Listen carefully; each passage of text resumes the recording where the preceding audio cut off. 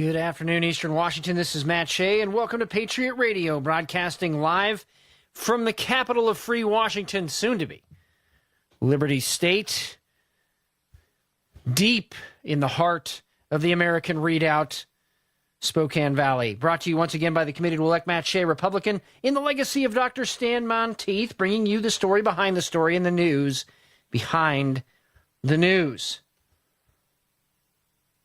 It's not about right and left. It's about right and wrong. It's about our hope not being in man, but in Jesus Christ. It's about not ending in prayer, but moving to action.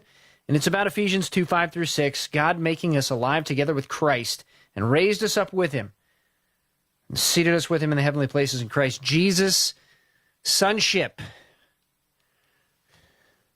daughtership, walking as Christ has called us to do, especially with confidence in today's environment. We've got a lot of things happening around the world, got a lot of things happening here back at home in America. But right now,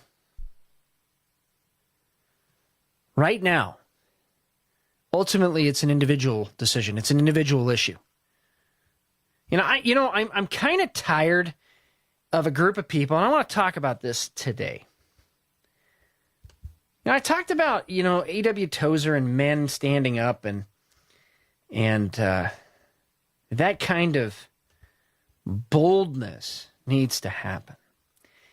And I find it interesting. There's a group of people out there that actually advocate exactly the opposite. They believe that any sort of public protest, rally, denunciation, action, gathering, seminar, and it seems like anything like that is all of a sudden a waste of time. And, it's really easy for them to say because they aren't on the front lines all the time. They aren't in the battle. They misunderstand the purpose of standing up and saying no. Why are we participating then? I mean, why doesn't everybody just stay home and allow the entire government to go in the direction that the socialists want it to go and completely be destroyed, and then they'll go ahead and deal with it? Well, the problem is at that time, you won't be able to deal with it. You won't have the resources. You're going to get picked off one by one. It's one of the most ludicrous ideas I have ever heard, not to fight. And particularly this came up because there's going to be some gun rallies this weekend, one in Olympia, one in Spokane. And these are pro-gun rallies. These are folks getting to know each other, standing up and saying enough. Okay? Now, they do bring up a couple good points as Americans. But before I get to those points, I want to read something that Patrick Henry actually said. Not what the blog says, but what he actually said. We are apt to shut our eyes against a painful truth and listen to the song of that siren till she transforms us into beast. What siren song is he talking about? He's talking about the siren song of apathy and not doing anything. And shutting our eyes to the truth, not doing anything about it, just letting it happen. That's what Patrick Henry's talking about. And then he says this: is this the part of wise men engaged in a great and arduous struggle for liberty? Is this the part of wise men engaged in a great and arduous struggle for liberty? We are always in a constant and continual struggle for liberty. That means all those people that say, oh, we shouldn't do rallies, we shouldn't do this, we shouldn't do that, we shouldn't be involved in government, we shouldn't do this, and shouldn't. They're saying that we don't want to struggle. Even though the Founding Fathers understood, and most patriots today understand, that it is a continuous, vigilant, persistent struggle for liberty.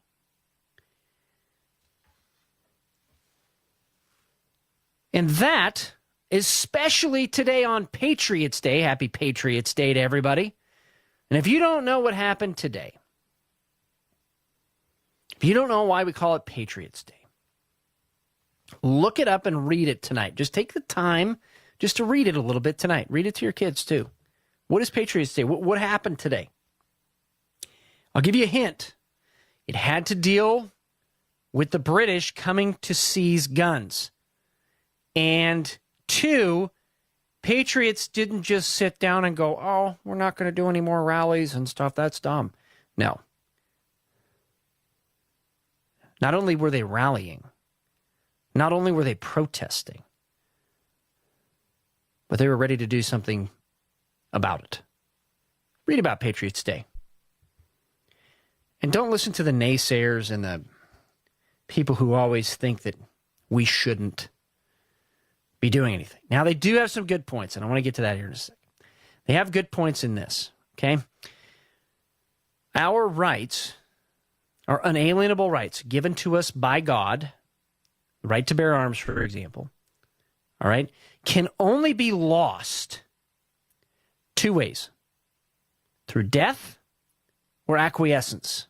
In other words, just sitting back and allowing the rights to be trampled and the effect don't exist anymore. And so it's more than just showing up at a rally. It's living it. That means the right to bear arms is a right to be exercised on a daily basis. That means we should be going to get trained. We should be going hunting. We should be getting out and doing competitions. Handguns, rifles, etc. We should be living that right. We should be living it. And too often today, Americans will say, well, you know, I'm too busy to do that. But they do show up at a rally, but the rally is supposed to encourage them when they go home from it to change their life in a particular direction, and that needs to be living the right to bear arms, living free speech, challenging people when they bring up ludicrous ideas, even if it's family members. For example, the idea that there is Russian collusion, challenging that idea. Challenging the idea that gun control is really about saving people's lives, when it's actually about controlling people. These are the kind of things we need to be doing. These are the kind of things that Patrick Henry advocated that we be doing. Not his blog, but Patrick Henry himself. Because he understood that the First Amendment protected the right of free speech, free press, free association, the right to petition for redress of grievances, so that those actions could protect the other rights protected in the Bill of Rights. Those actions were the first line of defense. And that if that failed, then the Second Amendment would protect all the other rights. And so this thing about we shouldn't do it, they're dumb, they don't change anything, they're dumb, is really at its core un-American. It's at its core not recognizing what the Founding Fathers left us as tools in recognized print. And to me, you know, and to a lot of other people too, I can't just sit back.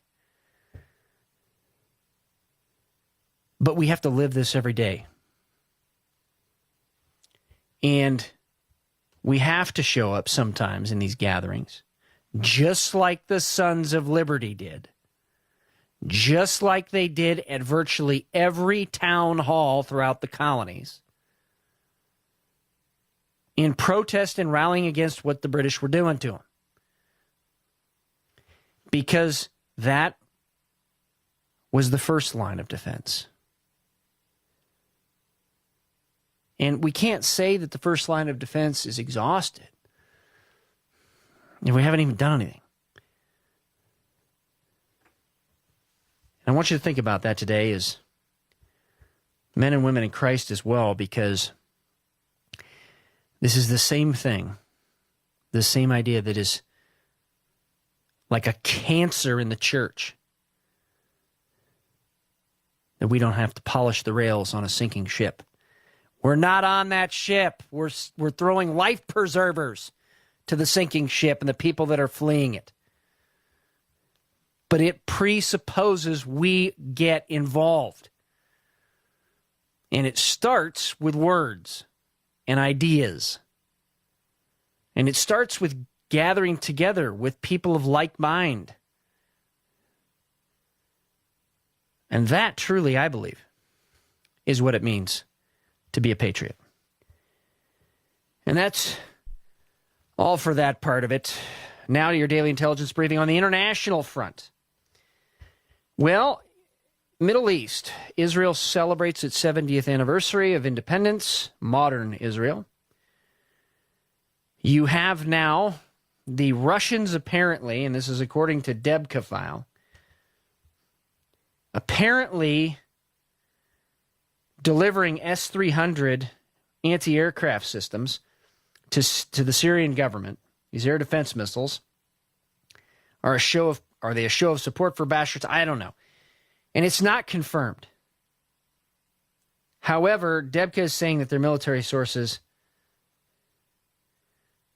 are reporting this, that this indeed may be the Russians' next move.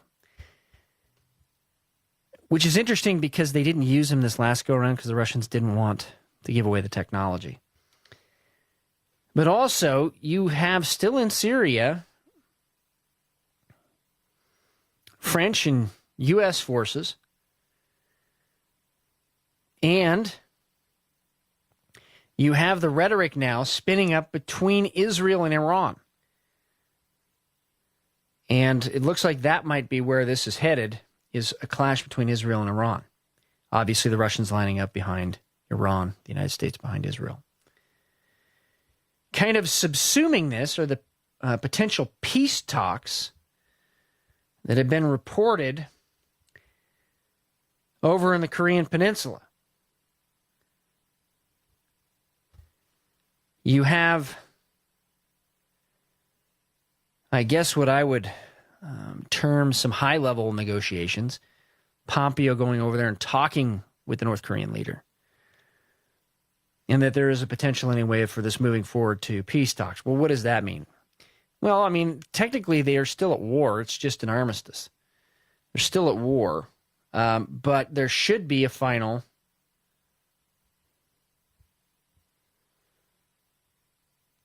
disposition and agreement regarding this. The fact of the matter is, though, Trump doesn't appear to hold out a lot of hope that they're going to negotiate in good faith, and says, hey, look, if it's not going to end up even starting out on a good foot, then why even do it? Well, we'll see. But the Chinese, interestingly, doing some drills in the South China Sea with their aircraft carrier group.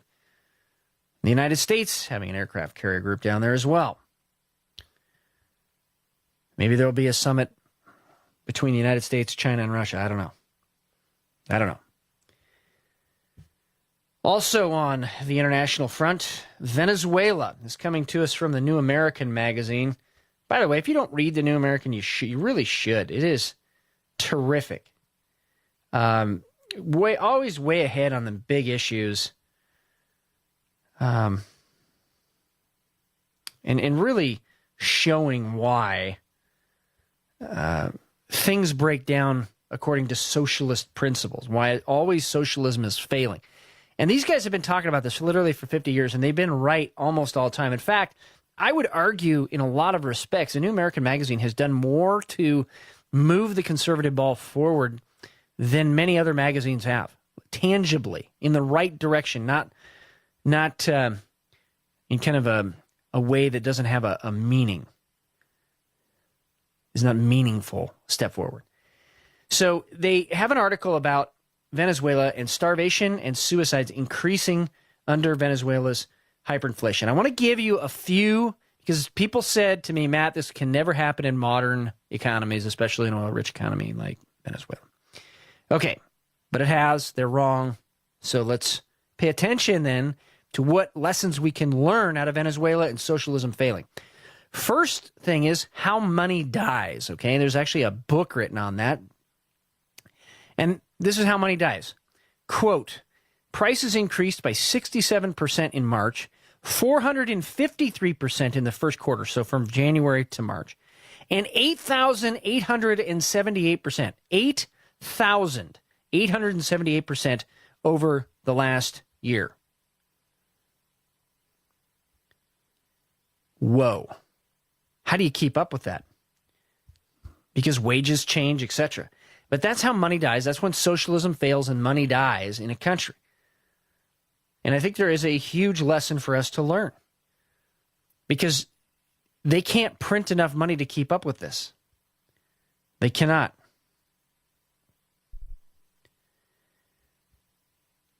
Also, just a brief mention, keep track of Poland and Hungary. There's a lot of stuff happening over there.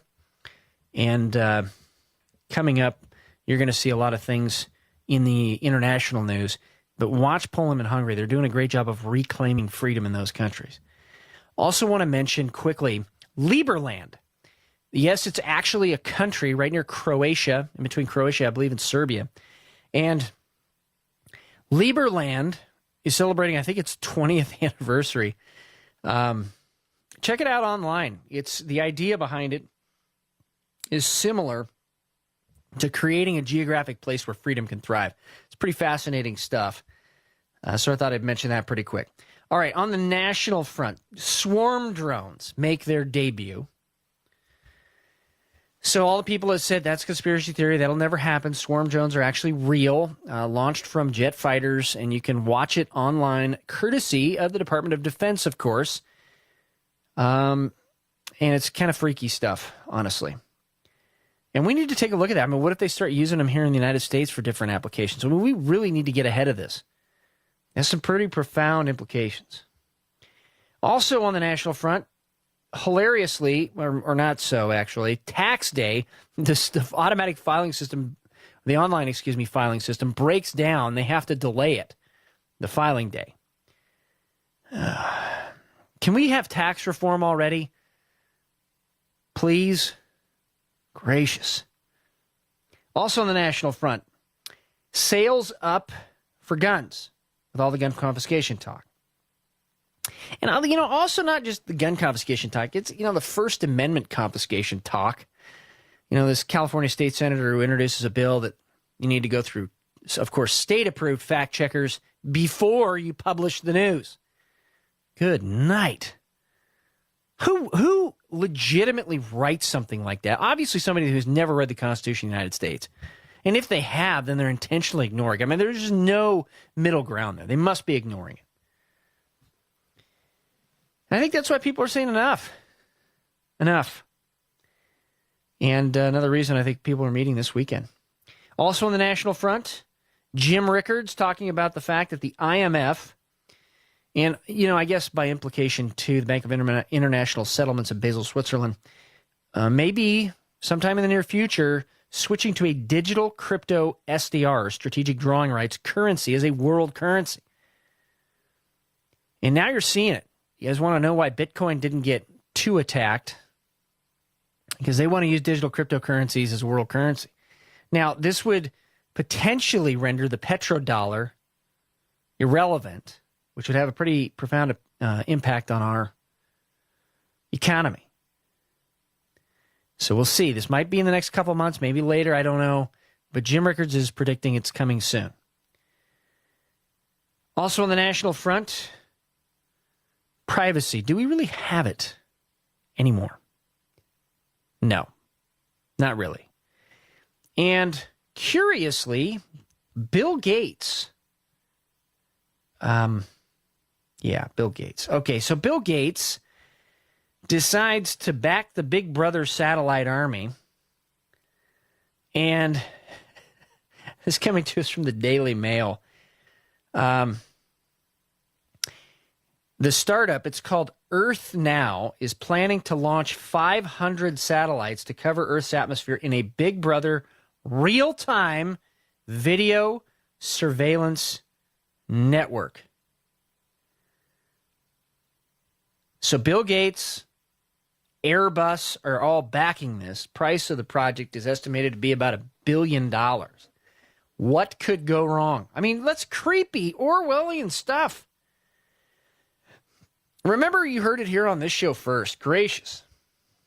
Via, of course, the Daily Mail. But, I mean, the fact they're even talking about projects like this. So, what is a way that you can regain your privacy? I talked about encrypted text messaging, talked about encrypted emails, talked about web browsing, particularly DuckDuckGo. Another thing that you can do to regain your privacy is not just secure the web browser, but actually secure your connection to the internet. And a way to do that is through a virtual private network, or a VPN. Now, the best VPN that I know of, based on talking to a bunch of people about this who are experts on it, is Nord, N-O-R-D, VPN service. And you have to pay for that. You can also use the Tor browser, which is another way to protect that connection to the internet. So it's another way to reclaim privacy is with Nord, N-O-R-D, or with the Tor browser. So I wanted to bring that up today. And I'm going to put this in an article, I think, here soon, because so many people have been asking me about it. All right. On the regional front, August 7th is the primary election coming up here in Washington State. Idaho's primary is coming up a lot sooner. I think it's the next couple weeks or something like that. But here in Washington, August 7th is the primary. And there's a lot of seats that are up for grabs in the House of Representatives here in Washington. The fact of the matter is we're only 2 votes away from a majority, which could significantly change the direction of Washington State. Really could.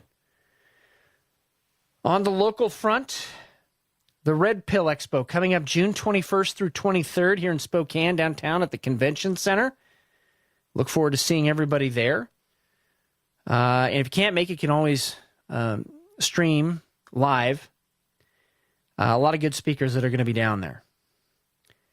Also on the local front, the Freedom Project with Dr. Duke Pesta coming to talk about the crisis in American education and, more importantly, the solutions. 3 o'clock, May 5th at Center Place. 3 o'clock, May 5th at Center Place.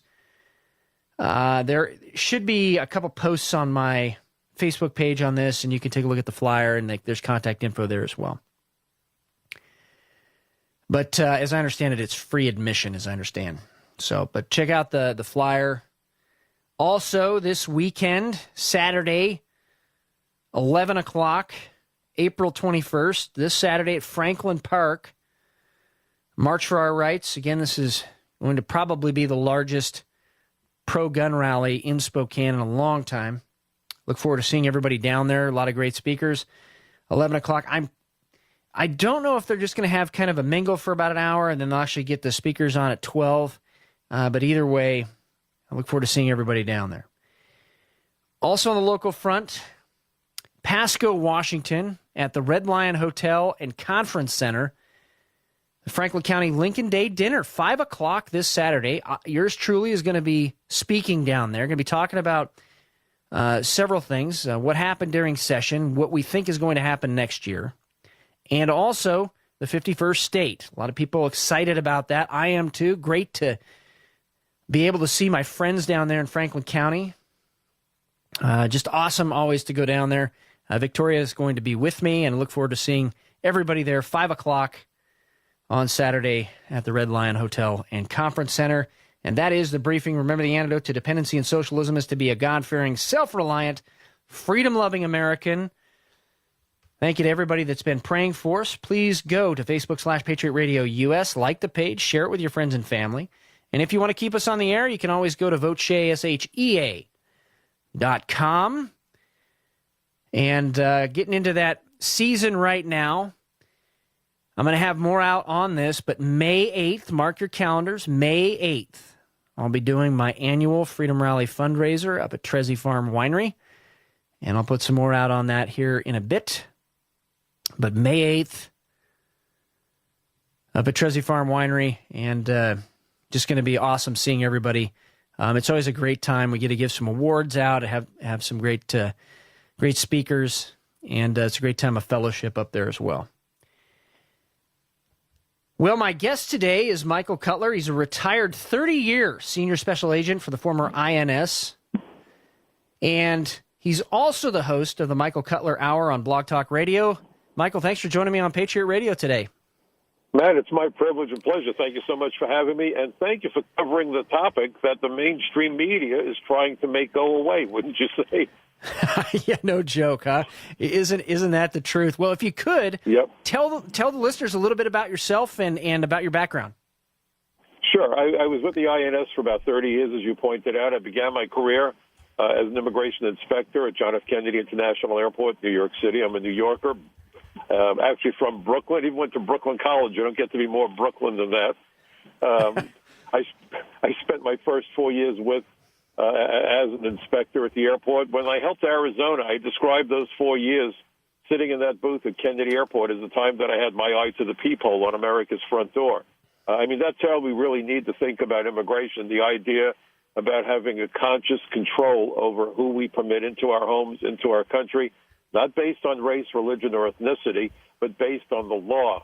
And the law is all about keeping out aliens who, number one, have dangerous communicable diseases or suffer severe mental illness, who are criminals, spies, terrorists, human rights violators, war criminals, fugitives from justice, or aliens who would likely become a public charge, or if they worked illegally, would be displacing Americans. So I did that for the first 4 years. It was a great opportunity to broaden my perspectives. I also spent one of those 4 years doing the marriage interviews, deciding whether or not to grant lawful status to aliens who married Americans and immigrants.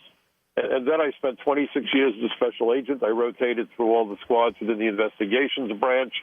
In fact, my first year as an agent, I tripped over a terror plot in Israel. We wound up preventing the bombing of an oil refinery in Israel, something that I was very proud of doing. And it's something that gave me an insight into the nexus between immigration and terrorism.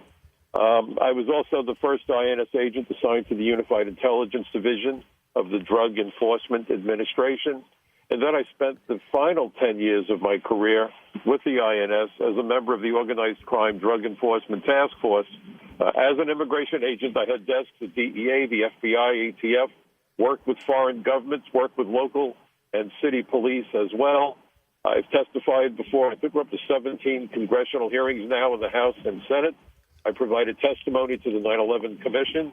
And ever since 9/11, ever since those ashes from the conflagration landed on my home in Brooklyn on 9/11, I've been a man on a mission trying to wake people up about the true significance of America's borders and America's immigration laws. And in that regard, I want to remind everybody that we are a nation of 50 border states, not just 4 border states.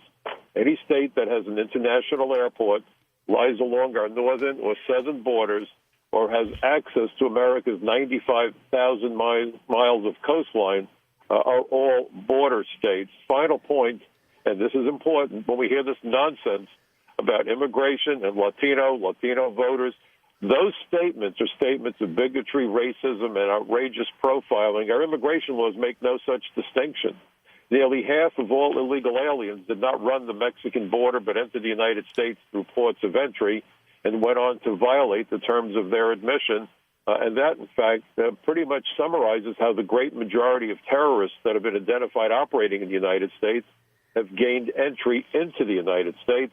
But that's not to say that that Mexican border should not be secure. In fact, I write for Front Page Magazine, and my article today focuses on the need to secure that border and how any politician who does not want to take whatever measures are necessary is acting against national security and public safety.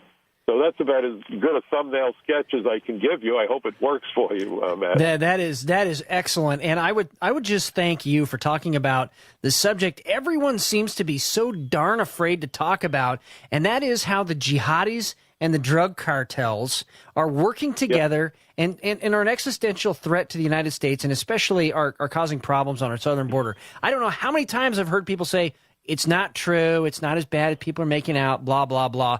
Tell the listeners, how bad is it? Well, it's not as bad as people are making it out. It's worse, lots worse. And let me tell you, this impacts every city, every state. In fact, believe it or not, New York City, at least according to official estimates, has the largest population of illegal aliens in the United States. Think about that. New York City, how far am I from the U.S.-Mexican border? We are inundated. If you look at the nexus between drug trafficking, alien smuggling, terrorism, organized crime, the impact is humongous. In New York City, when I was at DEA intelligence, I decided to do something different. I was there to help DEA by using my authority as an immigration agent to cultivate informants and do other things. And by the way, that goes to another lie that we're hearing from both sides of the aisle, but especially the sanctuary cities. Well, you know, if immigration agents work with the cops, then the victims of crime who are here illegally won't come forward. You know, we can provide aliens who are the victims of crime with lawful status. We can help them if they help us.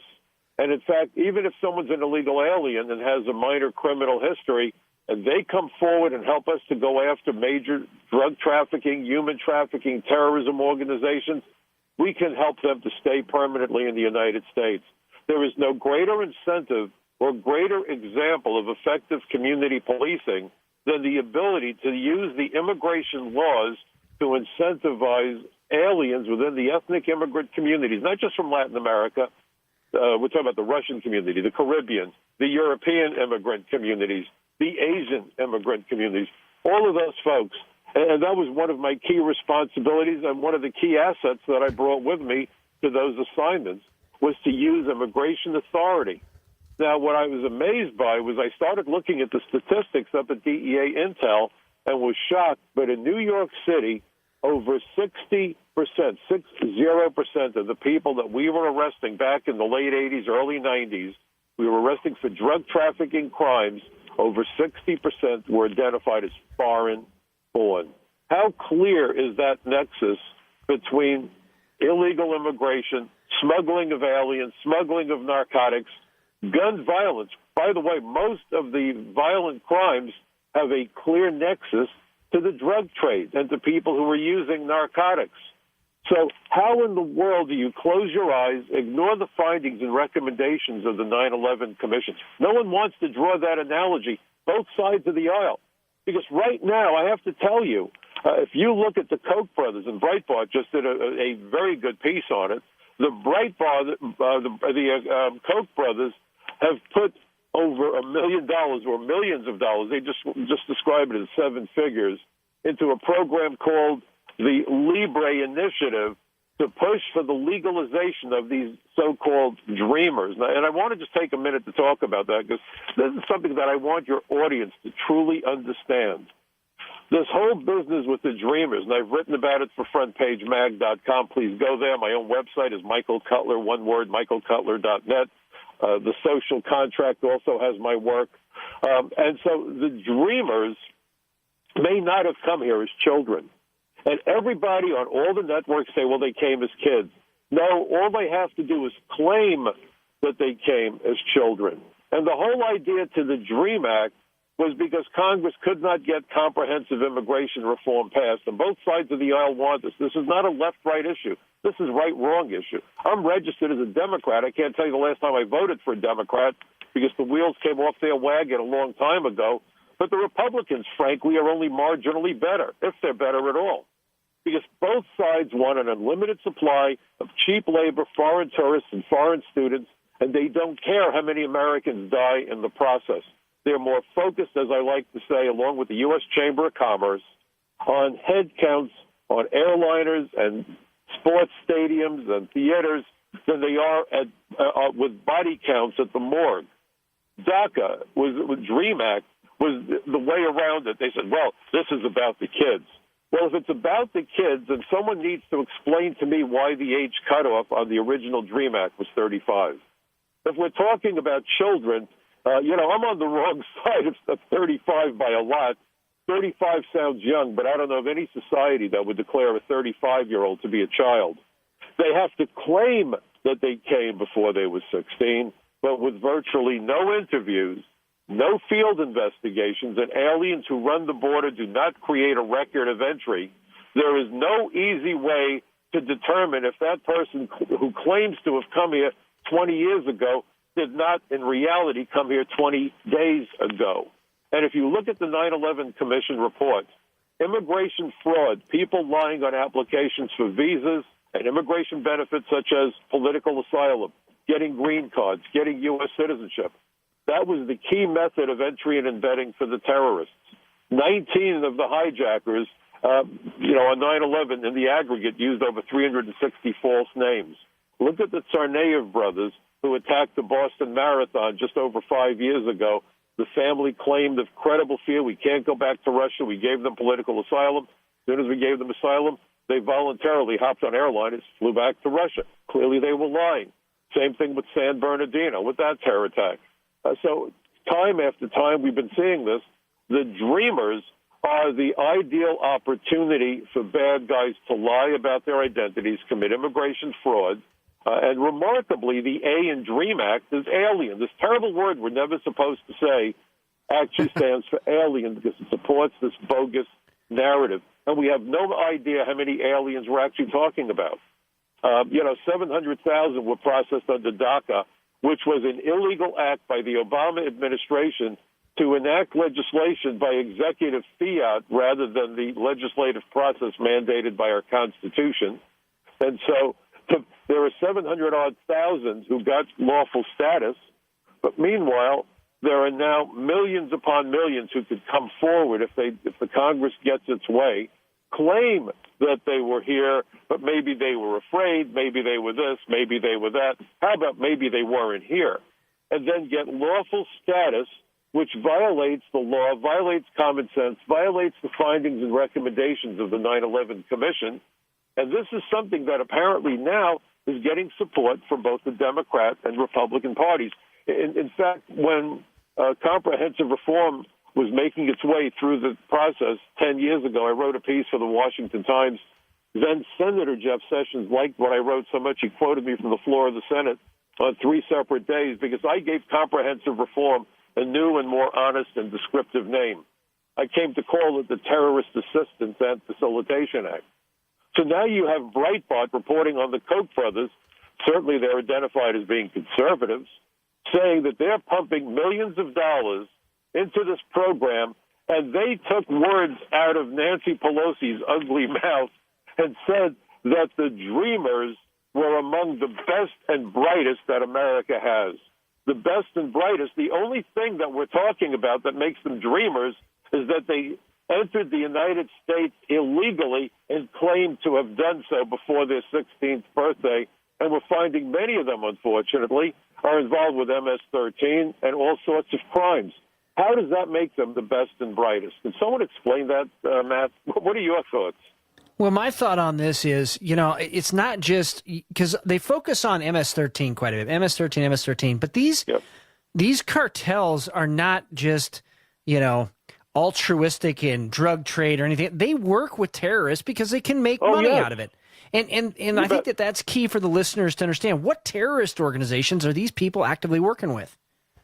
Well, if you look at what's going on in Latin America, let's consider Latin America. And I hope your listeners go to Front Page Mag and check out my article because I quoted some studies. I don't just put stuff out there and make it up as I go along the way that our opponents do.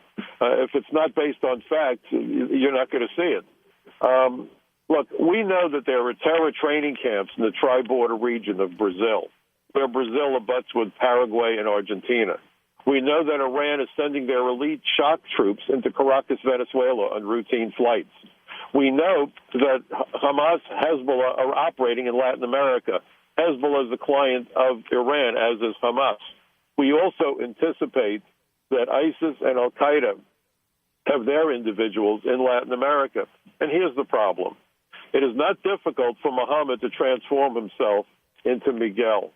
People from the Middle East do not necessarily look particularly different from people from Latin America.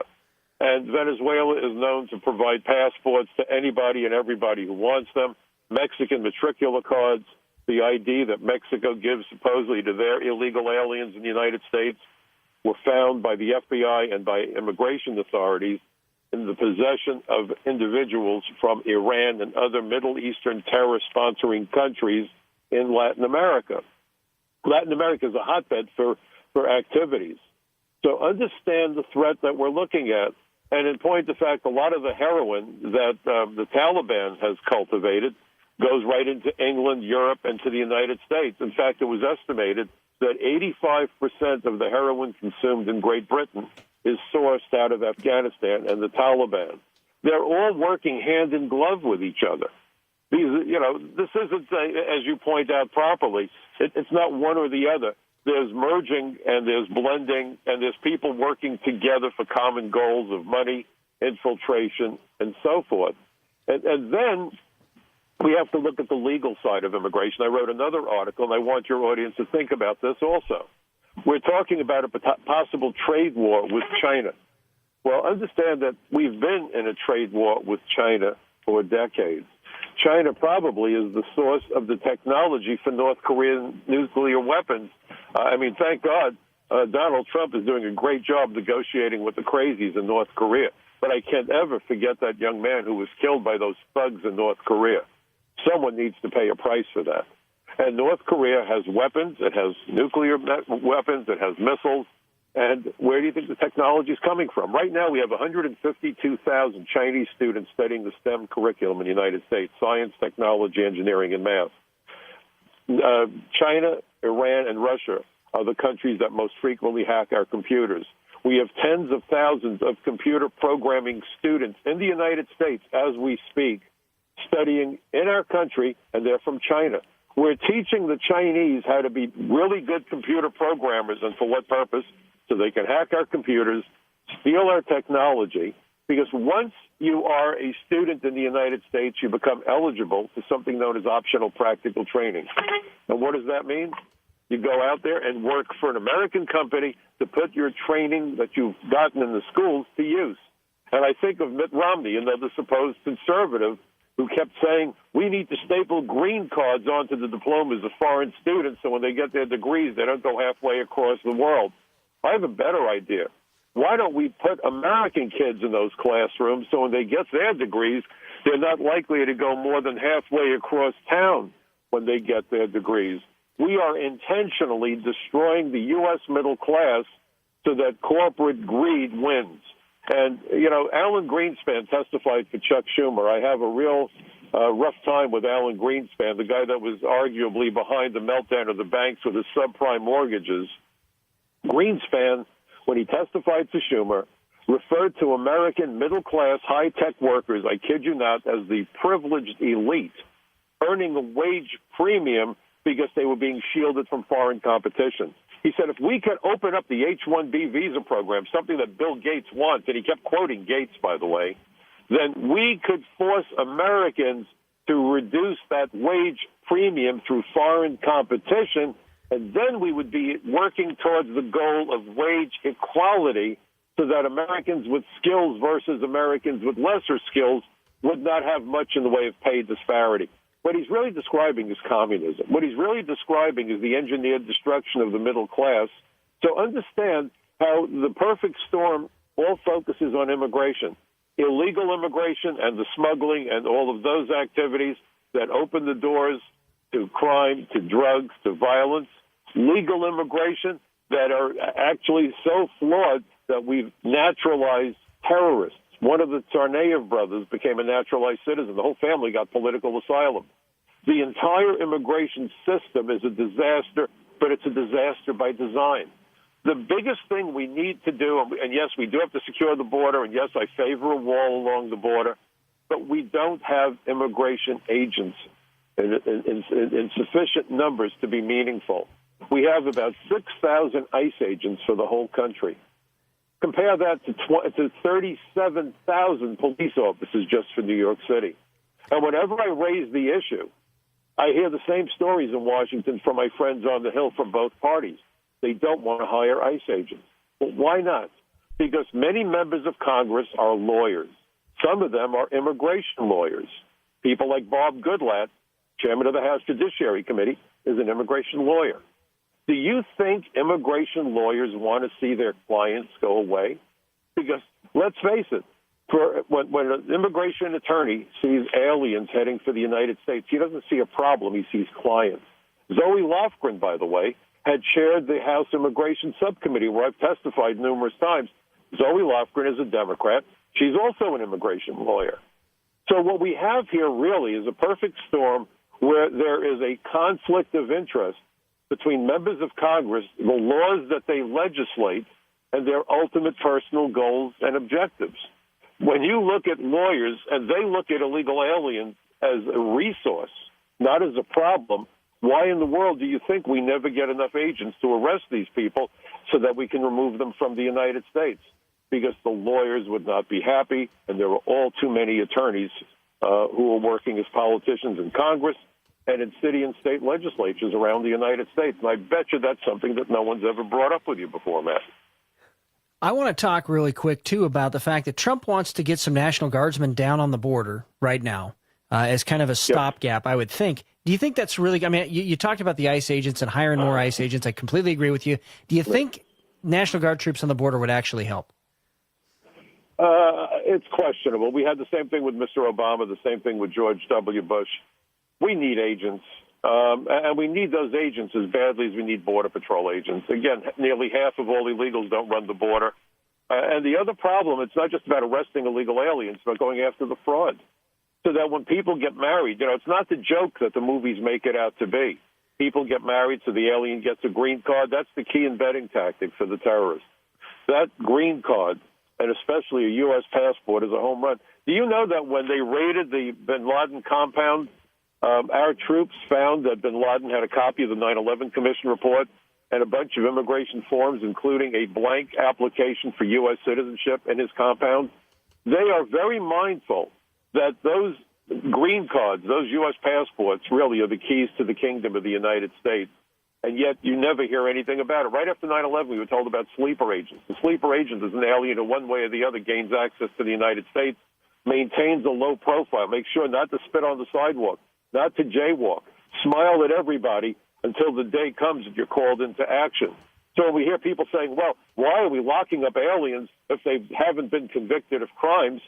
Because some of them just might be a sleeper agent. The immigration system lacks integrity, and it's a reflection of the lack of integrity of our elected representatives. I look at some of this stuff, and a lot of people will say, well, there doesn't sound like there's really anything we can do. We got Trump in there, and he's even having a hard time trying to do this. Is there anything that the normal citizen can do other than raising awareness, sharing things, and educating people online that they can do to put pressure on their elected officials to do the right thing on these issues? Yeah, what I would like everyone to do is go to the town hall meetings and call out your elected representative. And today, with the wonder of cell phones, you've got your little video camera, videotape it. And I call it the SWAT approach to town hall meetings. Very often you're only allowed to ask one question. Well, figure out what the follow-up questions are that you want to ask, and make sure that you and 10 or 15 of your best friends go to that same town hall meeting so you can then follow up on the question that your buddy or your neighbor asked and call them out. Ask them, why in the world do you want to bring in more foreign workers than the number of new jobs we're creating? How can you claim that we have a shortage of computer programmers when companies keep firing Americans and replacing them with people from India? Whose side are you on? One of the pictures that blew my mind was this picture of Bob Goodlatte on, I think it was in Breitbart, one of the news organizations, and it was talking about how he was working with people from India to help open up more visas for Indian computer programmers. But here's something else that you might not know about. Bobby Goodlatte's son is a computer executive who got his start with Zuckerberg over at Facebook. Understand that we need to make the politicians aware that we are not as stupid as that they hope we are, that we are on to them. And we need to make certain with the upcoming election, because this is critical, that we get people who are supportive of the president's agenda. And I don't always agree with Donald Trump. I wish he would change his language. It needs to be more nuanced. But goodness, he is the first president who believes in a sovereign America in decades. Most of the presidents we've had going back, 40 years, have bought into globalism. Donald Trump is getting attacked from all angles because he's the first president in decades who opposes globalism and is trying to put America ahead of everybody else. Understand what this is then about. This is purely about politicians who are playing with America's sovereignty because they're being funded by the U.S. Chamber of Commerce and other globalist organizations. And let's face it, campaign contributions are nothing more than legalized bribes, aren't they, Matt? It depends on how they're used. It really does. Yep. So, I mean, honestly, you can use them to do radio shows like this and educate people and get the word out on freedom and liberty and what people can do in their local communities to turn this country in the right direction, or you can use them for your own personal things. And I choose to get the message of freedom and liberty. What I mean by that is when someone is so focused on getting campaign contributions, they know if they want massive contributions, the big buck contributions, that they have to deliver something in return. Yeah, no question about it. And that's my point. Yeah, that's absolutely the problem, is that there's this expectation. And no, if you decide to support me, you decide to support me. I'm not, and what I stand for, I'm not changing that. And that's really the difference today. So, hey, in the last couple of minutes that we have left, Michael, if you could plug your website again, and also if you could give a brief message to the next generation, the millennials. Sure. Look, I always like to say that democracy is not a spectator sport.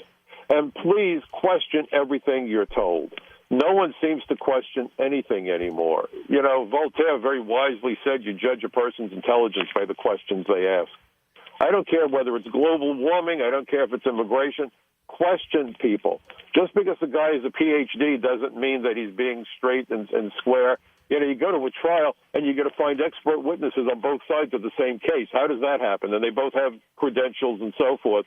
So question, do your homework, get involved. You can't be passive. Your future and the future of America is resting on this. My own personal website, by the way, is michaelcutler.net, C-U-T-L-E-R, one word, michaelcutler.net.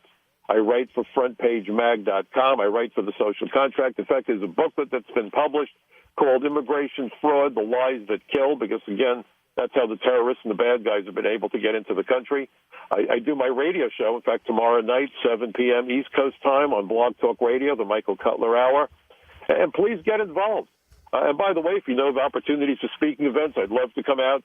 I've really been a man on a mission since 9/11. And, after 9/11, I was averaging 15 to 20 television interviews per month.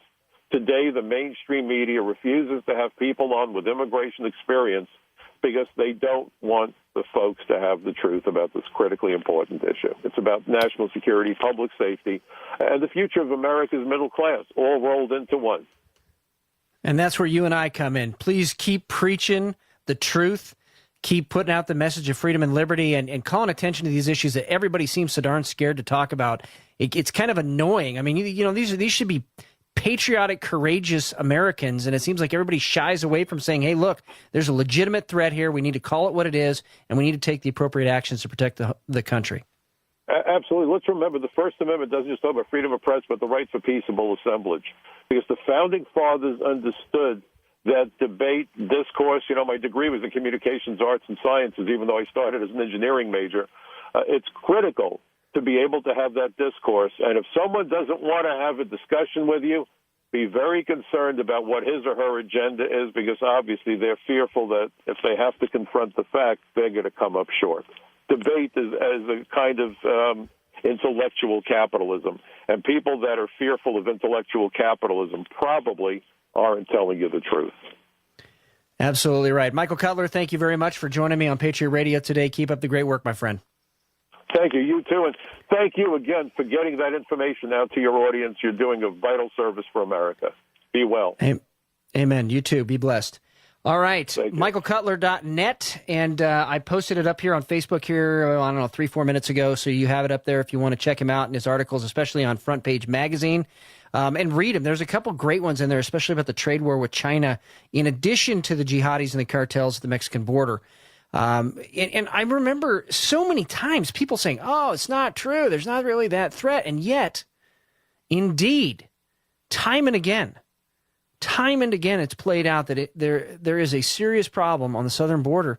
And I was reading an article the other day about how dozens and dozens of candidates and elected officials down in Mexico are being killed or have been killed in the last few months. It's just unbelievable, the level of violence down there. And to think that jihadis are not going to take advantage of that and drug cartels are not going to make money off of that is just ludicrous. That's why they exist. We need to understand our threats. We need to constitutionally address them. But that doesn't mean that we just shy away from it. It doesn't mean that we don't recognize it for what it indeed is. And like he was saying, what was found in bin Laden's compound, I mean, that's stunning. I had never heard that before, actually. That they game our system against us, and we can't be naive enough to let them do it. And that's the important part. All right, coming up again this weekend, as a reminder for those of you that missed the beginning of the broadcast, Saturday at 11 o'clock, Franklin Park, it's March for Our Rights rally, probably the largest pro-gun rally here in Spokane. And also it's happening in Olympia as well. And then later that day at 5 o'clock in Pasco at the Red Lion Hotel and Conference Center is the Franklin County Lincoln Day. Yours truly is going to be down there speaking. And I look forward to seeing all my friends down there in Franklin County. It's going to be a great time. We're going to talk about the 51st state, what happened this last session, what's going to be happening, and more importantly, what you can do to help. This is Matt Shea. Thank you once again for joining me on Patriot Radio today. May God bless all of you, and may he make this generation the greatest one.